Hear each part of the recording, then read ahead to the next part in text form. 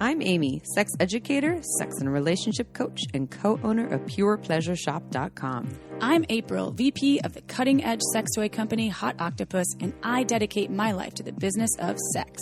We are on a mission to teach you how to have hot sex, deep intimacy, and how to make your own rules for who you are as a sexual being. Welcome to the Shameless Sex Revolution. Don't forget to head on over to our website at shamelesssex.com for more. And for 15% off of some of our favorite sex toys, use coupon code SHAMELESSPP in all caps at purepleasureshop.com. You are listening to a pleasure podcast. For more from our sex podcast collective, visit pleasurepodcasts.com. This one is a little different than what we usually do. If you are a regular listener, you have heard Dr. Nan Wise on our show multiple times, and somehow April and I fell in love with her and decided that we want her to be our family / spirit animal / regular sex question answer and guest. And so we're hoping that she will continue to come on our show maybe once a month to answer your sex questions. And we get a ton of sex questions from you all, and we love that. Please do not stop doing that. We can't answer all of them. We try to do our best. If you are Instagram people, we are on Instagram Live at 12 p.m. on Fridays, a Pacific Standard Time, where we are also answering sex questions there. But now we're with a neuroscientist, licensed therapist, also just an awesome human, Dr. Nan Wise. Welcome back to Shameless Sex. We love you. I love you. Jillian, I love you. It's very mutual. Oh, Perry loves you and Legend loves you. Those are all our dogs, everyone. I think you ladies are up to some incredible stuff. I'm very, very proud of what you're up to. We feel so fortunate to have you as a regular guest. You're like our clinical specialist on the show for folks out there, because you have this innate ability to just, I think, kind of give really great advice to all sorts of different folks with all sorts of different, experiencing all sorts of different things, for lack of a better, I don't want to say issues or challenges, but things, right? Opportunities. Yes. Ooh, I like that. Opportunities. Yeah, and it's sex and love. I've been a relationship expert for a long time. I've been around a long time, so I've done a lot of work with relationship and then the sex therapy and the sex neuroscientist. So, and I've been in relationship a long time too. Mm-hmm. Yes, you have the experiential practice in all the realms. Oh yeah, certainly. And I've done monogamy. I've done polyamory. So, and with the same person for the longest time. That's great, because one of our questions on here actually talks a little bit about polyamory and open relationship stuff. So yeah. I was one of the first of my colleagues to openly discuss training clinicians to be able to have some ability to deal with people who had other kind of love styles and not get all pathological all over them. So not the traditional hetero relationships. You were talking about the other things, which I think is really important for people to know about. That's just not like one size fits all for relationships. That's absolutely the case. And we need to really understand that you can do relationship in lots of different ways. And it's really your, path to find out for you. Yeah. Oh yeah. Well, I can't wait for that question. This first question is really great too. Should we jump in? Are you all ready? Nan, are you feeling it? Let's do this. All right. So I've been listening to your podcast a ton in the last few months, and it has helped me so much personally and as a licensed therapist specializing in sexual trauma. I'm really curious to hear about how people are handling their sexuality during quarantine times. How are folks' libidos being affected with all this collective trauma? How are people managing their sexuality in these times? I'm sure online sexual services and contacts are increasing. How is it working out? What will sexuality look like after COVID-19? Thanks for all that you do. Again, your podcast has been very transformational for me personally and clinically. So there's a few questions here, Dr. Nan. And the first one, just in case, because it was kind of a ways ago, was how are folks' libidos being affected with all of this collective trauma?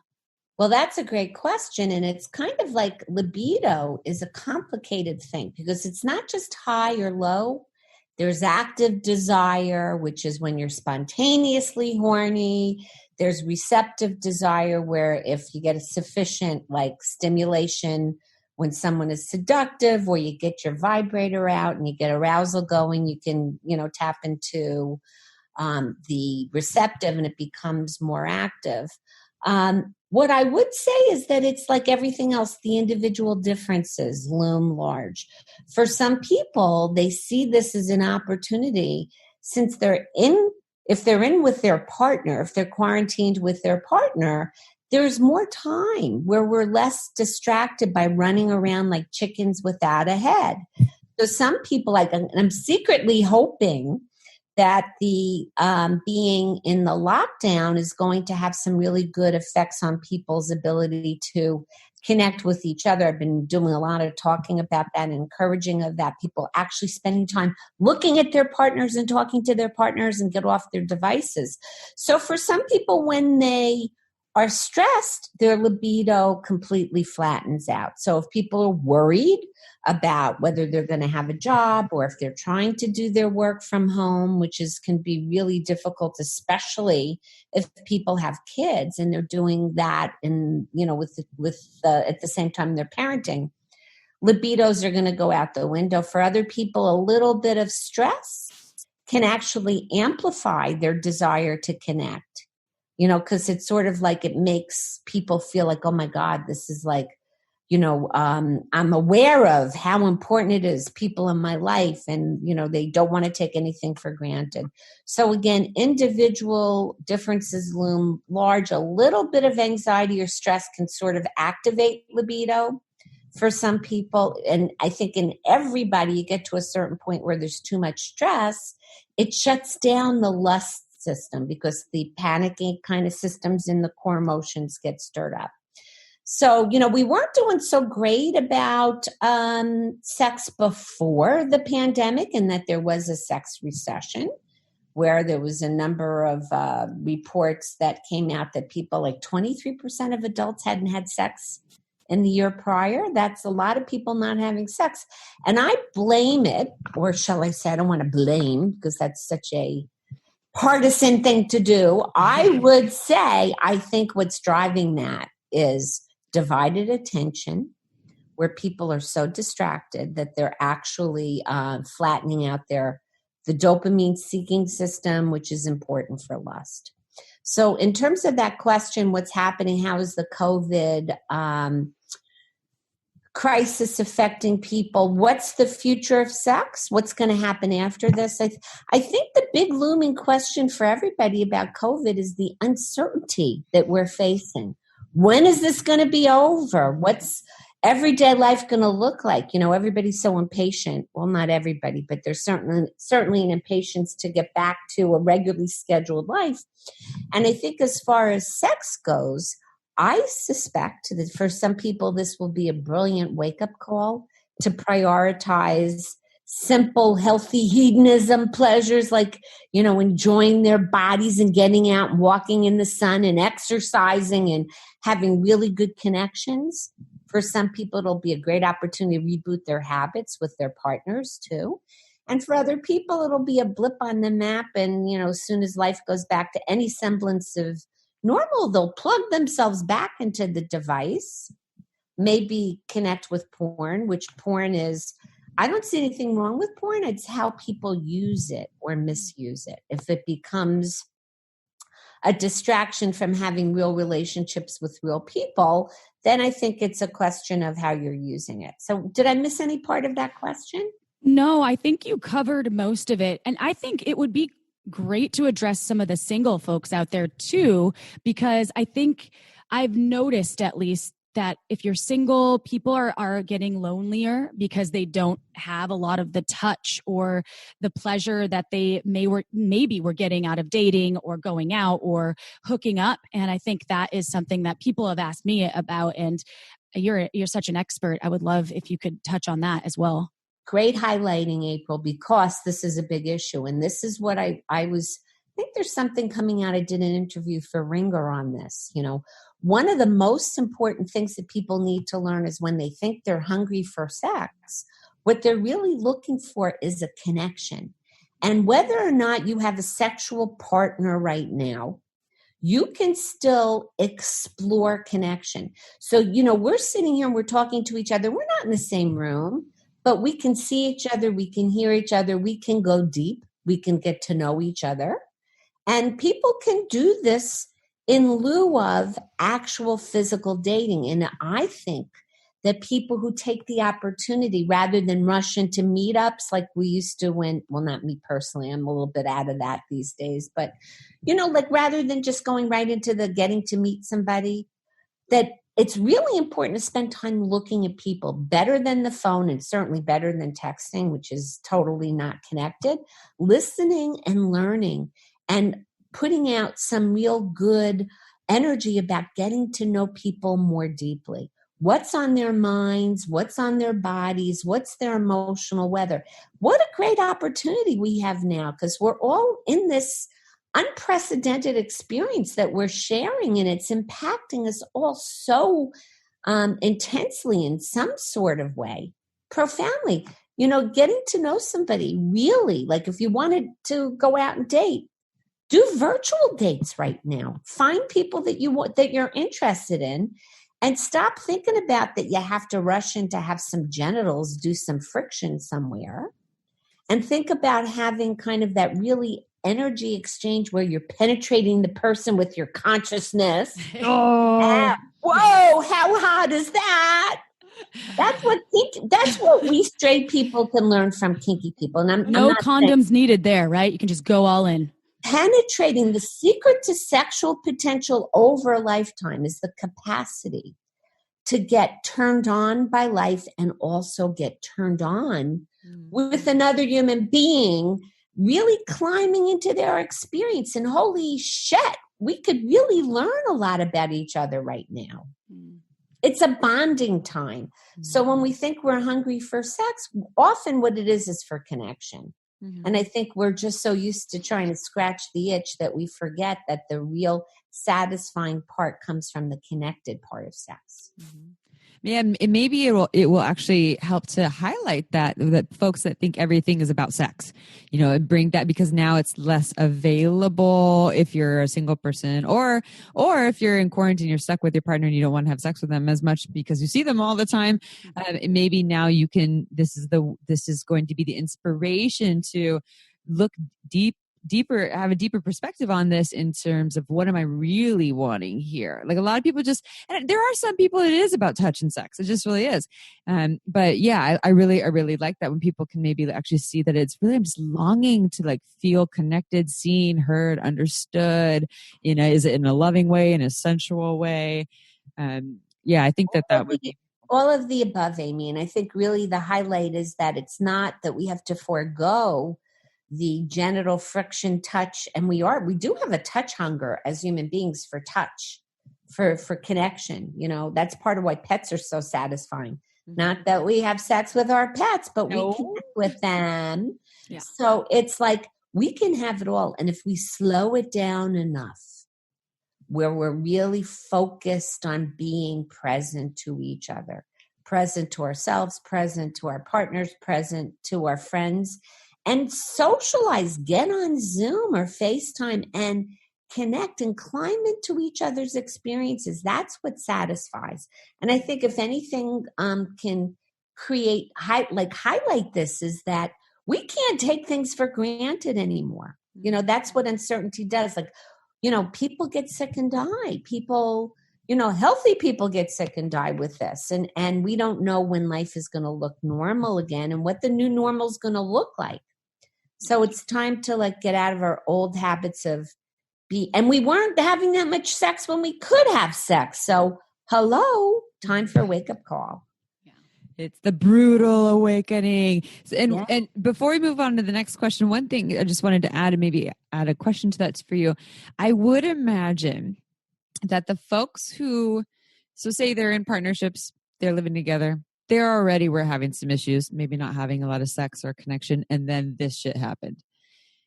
or folks with addictions. Maybe it was the beginning phases of addictions. They were just like already starting to do some coping behaviors, and then this shit went down. I would imagine for those people who are already on the path potentially towards things being really hard if they didn't start to do the work around it, that a lot of people right now who are listening to this podcast and beyond are now kind of in the fast lane, in the thick of it. It's actually very aggravated for them right now. Well, it's really hard, but I always like to tell my clients, my couples, break down, break through.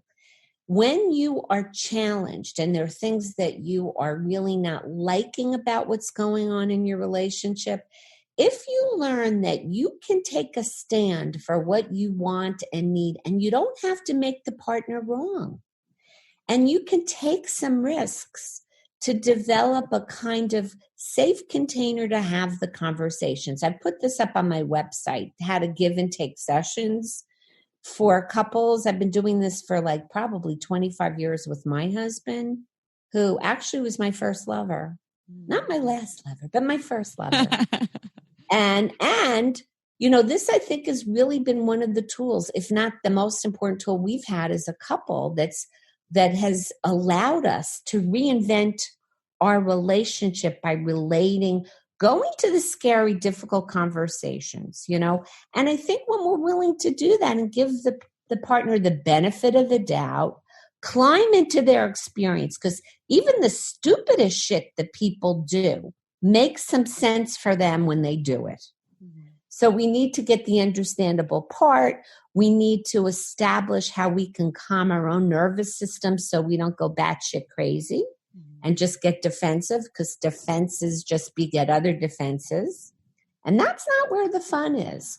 So I agree. I think this is a great opportunity if things have been kind of fermenting, and you let the pressure build up, and then you find some way to safely release it by having an authentic, actual communication where you're not listening to make a point or listening to blame your partner or listening to change their mind or whatever the agendas.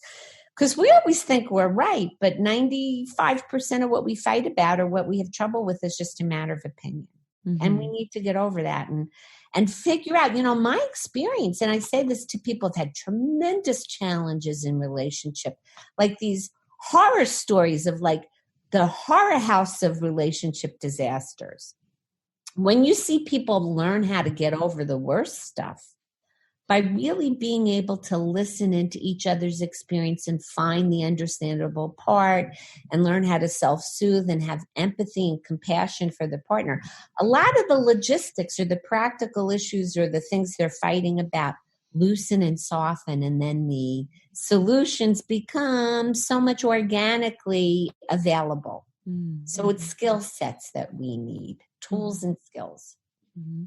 I'm hearing a lot of themes of opportunity, and I think for the folks who are in that of like, it's the worst that it's ever been, whether it's your addiction issues or your relationship or things like that, and the reframe might or the opportunity right now is opportunity, right? Is like, okay, yeah, maybe you hit rock bottom, and maybe you're in rock bottom for a little while because you feel kind of stuck and everything's really aggravated right now, and that there might be an opportunity here.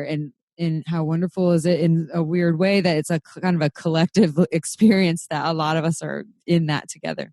Exactly. It's an opportunity for all of us to have some wake up calls about, what are our priorities. Mm-hmm. And that's why I say break down, break through, sometimes, and even addictions, when you think about it, are really habits that at the root have some positive intention.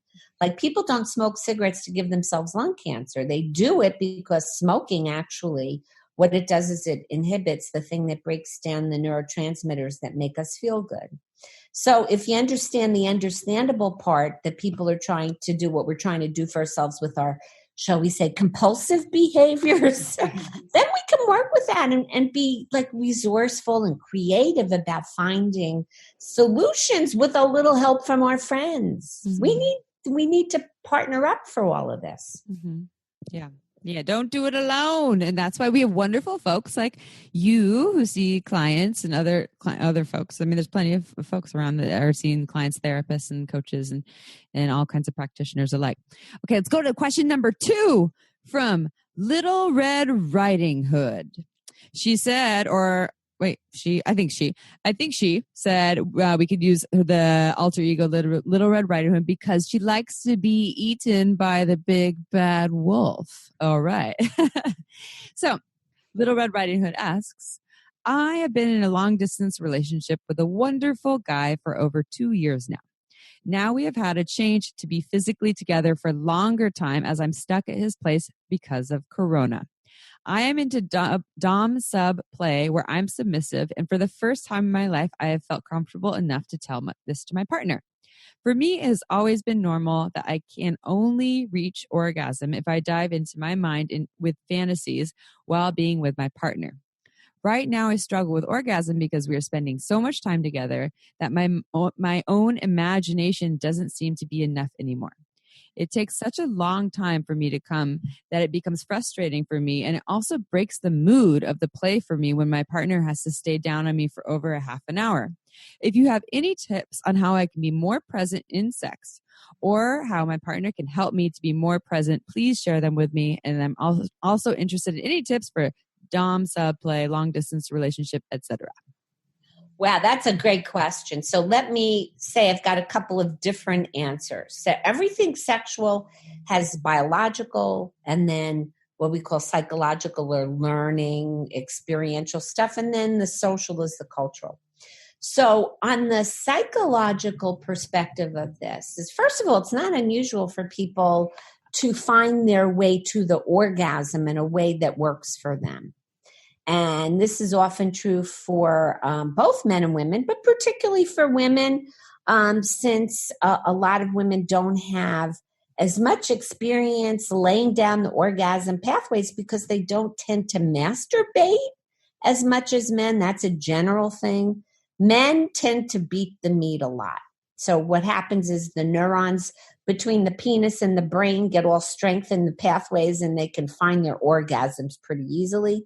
For women, it may not come so naturally, meaning that it may take a little bit more effort because we also get taught culturally. There's the social thing that, women who are too prone to masturbation, there might be something wrong with them depending on people's religion, and kind of, too sexual is always a kind of thing. So there's a practical solution to this. There's the emotional hook. The emotional hook is the meaning the orgasm has. When we go looking for, striving for, focusing on the orgasm, what that does is it takes us out of our experience. So I always like to say watched orgasm doesn't boil. So when you're then not finding the orgasm coming, no pun intended, quickly enough, you start thinking about the orgasm isn't here, it's taking too long, and we miss the boat on the sensations. So one great strategy is to kind of step a little bit away from pursuing the orgasm and get back into sensations. And in this particular case, it sounds like Red Riding Hood likes to use some fantasy. So she uses her imagination, which is wonderful. Some people are really talented at like kind of immersing in that. And since she's spending more time with this partner, the immediacy of just, like being able to be together a lot might be taking the charge down just a little bit for her. So that may be part of it. But what I would say is don't chase the orgasm so much. Just focus on your sensations, both the fantasies in your mind, the sensations you're having in your body. And then if you want a more body-oriented thing, if you want to make the orgasm happen, you want to facilitate orgasm, one of the easiest ways for women is to masturbate first so that you've got all of the engorgement in all of the tissues. So, for example, the clitoral bulbs stay nice and chunky and the clitoris is nice and engorged. And with women, we don't have to like go back to square one before we can have another sexual romp like men. Men have to kind of go back to go and then rest to go up. So having some extensive either foreplay or masturbation before she does partner sex might help. And here's another hot tip directly from my lab. So she's having oral sex, which means that she's probably getting mostly clitoral stimulation. If you can add up some nipples with that, because that also goes to the genital sensory cortex. And I published a paper where we map the pathways. So making sure that she gets some nipple stimulation and even, dare I say, add an anal toy to the mix. Ooh. Now, I have a whole piece I'm putting out in a couple of weeks about why you might want to consider using an anal toy. And it's for the reason the more you stimulate the various pathways, different nerves that all go up to that pleasure place in your brain, the better. So that's a practical tip there. I love that suggestion. I'm a huge fan of incorporating anal play into any kind of play. Usually I'm like, let's add the anal play because it just adds an extra element. And we were just talking about this the other day, how if you wear a certain size plug, you can actually get some G-spot stimulation if you do add fingers or penetration, right, to the oral play. Exactly. Or if you have penetrative sex. So each one of those specific genital regions and the anal region is served by different nerves that all converge on the brain's crotch, the genital sensory cortex. So adding a little nipple, some actual penetration stuff, and anal penetration, and pushing on the, it can be on, if you're pushing on the wall of the rectum against the G-spot, like you can get to, kind of put pressure on it. That's what makes it feel so good. Mm-hmm. So more is better in that department and less thinking about the orgasm, more enjoying the sensations. Okay, time for a quick break. This podcast is made possible by OMGYes.com. OMGYes is a research-based online program that teaches you all about how to pleasure the pussy. OMGYes studied thousands of vulva owners to find out how they orgasm and then made tasteful and inspiring short videos to show you techniques on how to pleasure yourself or another vulva. I've been recommending OMGYes to my clients for years and it's changed their lives. So for all you vulva owners or vulva lovers out there who may already be having good orgasms and you want to take it to the next level, or perhaps you want to explore more variety in your playtime, OMGYes will have something just for you. With 2 seasons, one all about internal and the other all about external techniques, it's better than any book or DVD money can buy. To learn more, visit omgyes.com/shameless. Our listeners get $5 off. Check it out. This podcast was also made possible by Uberlube. It's a luxurious silicone lubricant great for all kinds of sex. It's less likely to throw off the pH than most other lubes, and there are hundreds of doctors who recommend Uberlube to their patients, whether they want to make their hot sex even hotter or for folks who are experiencing dryness. You never knew lube could be this good. So whether you're an avid lube lover or you've never used lube before, Uberlube is right for you. It has no flavor, no scent, and feels absolutely amazing on the body. Uberlube has endless uses. I use it to tame my hair frizzies, to prevent chafing, and I even put some in my mouth right before an oral sex session, and it totally ups my blowjob game. Oh, and the bottle, it's gorgeous. It's totally discreet and looks more like a beautiful cosmetic product, so you can even leave it on your nightstand shamelessly. To learn why we think it's the best lube on the planet, check out uberlube.com. Use code SHAMELESSSEX and you get 10% off and free shipping. That's uberlube.com. Go check it out. And now back to the show. I think that the anal play also could go answer kind of the question about the sub-dom play. Yeah. Bring that out. It's like, I mean, there's so many ways to play into sub-dom play, right? But this person identifies as submissive. So you have your toy and you give it to your partner and tell them that they get to, order you around and insert it in you. Of course, you're giving them. Or add the restraints. I have the under the bed restraints. That could be really great for sub-dom play, depending, just taking away the ability to even move around is really cool. Yeah. So that will amp up the sensation too. Yeah. So you both generated some really great add-ons that can be used in that, dom sub thing. Hours of fun. Hours of fun yet to come. And if all listeners need a butt plug, go to purepleasureshop.com. You get 15% off with coupon code Shameless Sex. We have a lot of butt plugs on there. And you have the under the bed restraint system too. Yes, we do. Because that's where I got it from. I love it. What great ideas and what wonderful conversations we're having. And I'm so glad your readers are asking these great questions and that you are a place they can ask them. Yeah. I want to give a shout out to our listeners. They're we love you. I think some of the most amazing humans on this. Truly, we have a woman who deals with sexual trauma as a therapist. These are the people listening to you, tells you about the quality of your audience. And just to say something about trauma, life is trauma. So one of the things I would say is that when we understand that, obviously, some people have very traumatic sexual experiences and all of that. And by having some compassion for all of us human beings, because nobody gets out without some kind of trauma. Yeah. And when we understand that, we can appreciate life more. And radical acceptance, like pandemics happen. Yeah. And then you got people who deny it. That happens. There's all sorts of stuff happening. Yeah. I can tell this next question too is probably triggering for Amy as I was reading through it, which I'm going to read because I was reading it. I was like, oh, damn. Sounds familiar. It's a really long question, but it's one that really touched me in a personal way. Are you all ready? Are you ready, Dr. Nan? I'm so ready. I think this listener builds a nice story though, and kind of sets the environment or the ambiance for the question. So it is important. All right. And it wasn't Amy who asked the question. Maybe a couple of years ago. Yeah, a couple of years ago. All right.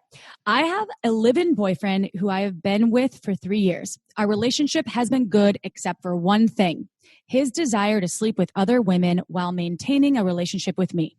The beginning of our relationship was tough. Not long after we first got together, he was openly dating and having sex with other girls.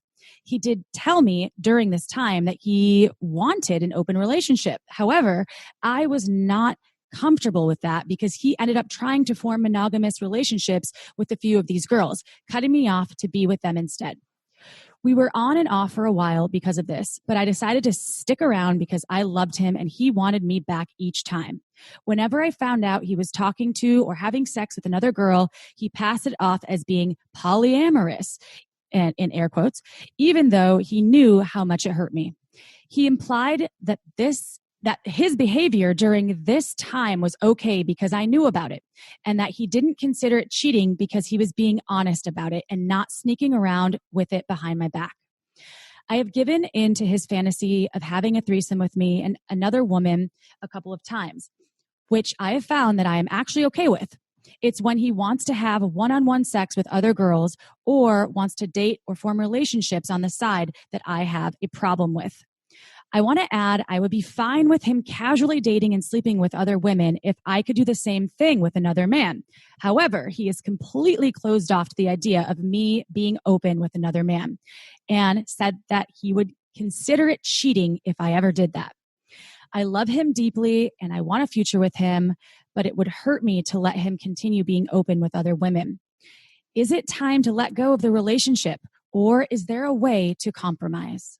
Now, what this is not polyamory. This guy wants to have polygamy. He wants to have various partners and have monogamous women with him. Mm-hmm. What I would say to this person is that polyamory can work, and it takes more work than monogamy, and it needs to be built on a solid foundation of mutual agreement, trust, and better skills than people who do monogamy have in terms of relating. What I would suggest, if she isn't ready to kick him to the curb, when I would get online and find a poly support virtual group and have him talk about his version of what he's talking about as polyamory to this group. And they will shout him down so quickly. Don't tell them that they're going to do that. I think, there are definitely people who, one of the things I've dealt with over the years, and we're going back, 25, 30 years that I've been working with people with, used to be called swingers before the word polyamory, because swingers, some of them had ongoing relationships. But, one of the things that when one person is poly and one person isn't, that can be a challenge. But that's when when the other person doesn't want to be poly. This is a coerced relationship, in my opinion, because what he wants an open relationship, but he doesn't want her to have an open relationship. There's nothing egalitarian about this. And I would say that it would be very hard for me to imagine being able to work on a sustainable love relationship with someone who's essentially being a bully. Mm-hmm. That's a bully tactic. He can have, but she can't have. And it's not cheating for him to sleep with other women because he tells the truth, but she's not allowed to have, so this is this Utah that they're living in? Are these, I've seen everything. And one of the things, like, I consider myself polyamorous in terms of my, whatever you want to call it, that I have had. I've been in a committed relationship. I was monogamous for 20 years and then polyamorous with my husband for 25 years. And people often use the term polyamory to avoid their issues about intimacy. Mm-hmm. So this guy sounds like he's got some issues. He wants to be in control. He wants to have all these, other relationships, and he wants to be completely in control of the girlfriend. And, I think that's not polyamory. That's an issue with his, not to diagnose him, but his attachment style. There's something not quite right about that. I would say, and I completely agree with you, it's intimacy issues, definitely. And if I were in this listener's shoes, I would try to set the playing field so there's equality, right? To be like, look, I want you to know I'm not giving you an ultimatum here. However, in all fairness and in the level that I want an equal playing field, I'm totally into exploring open relationship, right? However, it needs to be that both of us can go down those avenues. It's not really justified for you to be able to go there. And if you are unable to meet me in that, then it is time for, maybe we can be friends and I love you and we could hook up occasionally if you want. However, there's too much hurt there and I'm risking my heart here. And that's what I would come with this situation. What do you think about that? That's great advice, April. And, one of the things is when we get attached to people, and I'm sure she sees some really good things in this guy that she loves. What I usually do is I would say, contact me and I'll set up a session with them. And, look, I could be judgy in the moment saying this is intimacy issues on his part, but I'd be really willing to give them a fair, start with, okay, what do you guys want to create? What are the tools we can help you create? They need a vision that could work for both of them. And that's the one he's dictating is not going to work for her. That's not sustainable. We want to create in relationship infinite kinds of games that we can continue to reinvent and play. Meaning that things that we can continue hitting the balls back with each other and not sitting there while somebody's playing ball with someone else and that we have to sit by ourselves. That's no fun. No. That's not fair. As someone who's been in a situation that's similar to this, different but similar in a lot of ways, I will say that, falling in love with someone, first of all, and combined with some attachment issues, especially with the person that you're in love with, is the perfect person to bring up all your daddy stuff. That's me. Will make you, not make you, can inspire you to do some crazy shit that you normally wouldn't do when you're in your empowerment, right? And when you also think about it, and this is true of relationships in general, I take this from what's called imago theory, which is really cool stuff. We get together with people, and when we're intimate, we're so vulnerable with one another. And a lot of what's unfinished business for us can kind of end up flaring up in how it fits with the partner.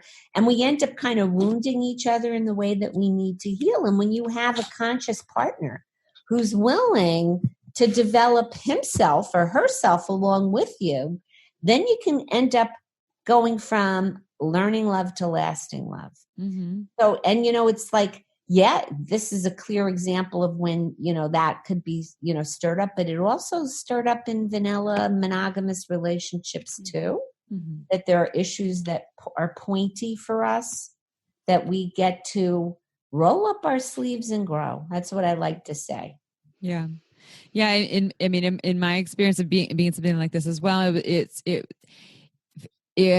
if there's not a lot of room for the other person it sounds like, you're doing a lot of meeting them in this, for this person who wrote this, you're doing a lot of compromise of yourself and meeting them, and they're not really doing a lot to compromise and meet you. And so there's negotiation, but it seems somewhat one-sided, and I don't think everything has to always be equal. We don't want like tit for tat or a complete fairness, because then we're kind of just like counting points and all that, and it's not really helpful. But clearly, it's not feeling like you're not feeling respected or cared for, and I went through that for a long time, and actually, and one of the things they said is, I've given into his fantasy of having a threesome with me and another woman a couple times, and I found them actually okay with it. Like, dude, we're doing things we're just okay with them to appease someone else. Right. I mean, that's when we're just like living a life tolerating and being fairly happy, as opposed to like, no, I actually really want this, or this feels really fulfilling to me and for us and for the greater good of our relationship, not just like, yeah, I'm going to do it for you to keep you happy. And those are just little signs of just, to me, as someone who's done things like that before, of potentially doing a lot of caretaking of someone else's emotions so that you don't lose the love, because it's fucking terrifying to lose the love.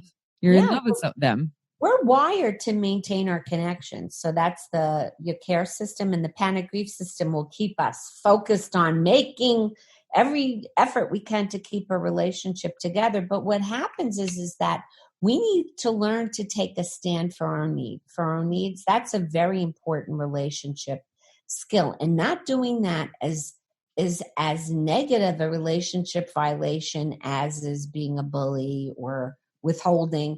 So there's the opportunity for this person to stand up for her own needs and wants, and to ask the partner to work with her, whether it's, making an appointment with me or somebody else, to have a conversation about, they're at this point where they really need to decide if this is going to be a fair ground for both their needs mattering. And if both needs don't matter 100%, that's not sustainable. She'll end up being very, I think, resentful and brittle after a time of just, basically maintaining the relationship over self is not a good strategy for our physical or emotional well-being. Yeah. That's when you put on Beyonce and you say, tell him boy, bye. Tell him boy, bye. Oh my God, April, by the way, I was revisiting all the videos that I recorded back when April and I were both single, during the relationship that I was in that was similar to this, when we were in an off phase of a couple months, and April was recently divorced. And I would go to your house and you would play Beyonce and you'd sing and dance, and it would 100% raise my spirits. I could be in the darkest place of just like feeling so sad and alone and lonely, and I would go to April's and she would just play Beyonce and just like dance in front of the TV to the music videos, like, come on, Chip, get in. And I get the fan on, on with the hair, like, yeah. It does. It helps you. It's like some empowerment shit. I'm like, yeah. Well, and right. And not just Beyonce, but like getting together with your girlfriends or your friends that love you and that will show up for you, and they'll be like, you know what? Whatever. They have their opinion about your partner and what you should or shouldn't do, but like it's more so like, I'm gonna lift you up right now. I love you. I care for you. Like, let's put on some Beyonce, drink some wine, and get wild. Woo! Yeah. Good medicine. Very important. Good medicine. Best medicine. Seriously. It really helped me. And I don't know. I think that we all have the power, and listening to this podcast and having you, Dr. Nan, be, such a support system for a lot of these folks out there, from just an in-depth, the neuro pathways that sometimes I don't know if they get crossed, but maybe they fire differently sometimes when you make these relationships. And yeah, I say meeting with you would be a really fantastic option for this listener. I think that, and her partner. To do that. And I give him a fair shake too, because, he may just not have a good map for how this can look. Yeah. And, it's funny because a lot of times women can do these kind of polyamorous things more elegantly, in my experience, than men. Mm-hmm. And when it works for both parties, it can be a very sustainable way of doing relationship and personal growth. Mm-hmm. So there's nothing bad about wanting an open relationship, but open relationships people need to be having better skills. Oh, yeah, for sure. And I think that just thank you, Dr. Nan, for all of your wisdom and sharing your amazing advice with our listeners. And if you have a question, you're listening right now, and you would like Dr. Nan to answer one of your sex questions, please write us at contact@shamelesssex, and obviously write that this question is for Dr. Nan somewhere in the subject line would be great. And we'll save it for the next time she's on our show, which is ideally once a month, if we hopefully can all make the time, which we are trying to make as much time for each other as possible. This is the most fun I can possibly have on what's my afternoon, to be able to connect with you and to, it's so important to have these conversations and realize at the end of the day, our relationships are the key to being, healthy and happy. The quality of our relationships, and sex is just a window into that, is so, so important. And we all are going to go through our stuff. I used to call it polyagony instead of polyamory. And you'll learn. And one of the nice things is when you can have some elders of the tribe who have been through these things, who have some, experience, we can kind of hold each other up and actually root for everybody to win, not make anybody wrong. Oh, those are some words to live by. And I don't want to go. I wish that we could be here with Dr. Nan all day, because I just feel so great after we speak with you. And I'm sure our listeners feel the same. So unfortunately, because our show is only about an hour, we have to say goodbye. But we're going to see you again very soon, Dr. Nan. My pleasure. Oh, thank you. To all of our listeners out there. Wait, we got to tell them, how do they work with Dr. Nan? Oh, I'm so sorry, Dr. Nan. If anybody has a really burning issue that they need some attention on, I give free 15-minute consults where people can they can book a time right through my website, askdrnan.com, doctor spelled out. They can email me. I have a lot of resources on my website for people, and they can just drop me a question, through the website. They can just ask me the question. I can answer them privately if they'd like, or if they want me to bring it onto the show, I can remember to bring it on. But if, when it's something pressing, it's really important that people have the ability to reach out and not have to sit on it, because sometimes just a little perspective can make all the difference. When you see something from a bit of a different angle that's empowering, it's like getting the reboot with your friends. Mm-hmm. That's so empowering, in getting some, sort of perspective from a coach. Mm-hmm. Mm-hmm. I just assumed everyone knew how to get a hold of Dr. Nan. I can't believe I forgot. Okay. Well, thank you so much. And to all of our listeners out there, if you haven't had the moment in your isolation or your quarantine to drink some Margins wine, now is your time. Go to marginswine.com. We have discount codes on our website for buying some bottles, half a case. You will save some money. It's beautiful boutique wine. Amy and I have been huge fans now for a couple of years, I feel like.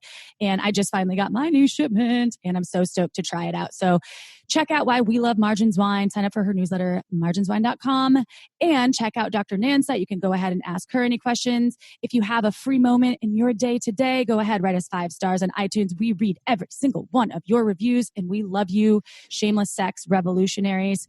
We will see you next Tuesday and, of course, next Friday. Remember, IG Live, 12 p.m. Pacific time. Every Friday, we answer more of your sex questions.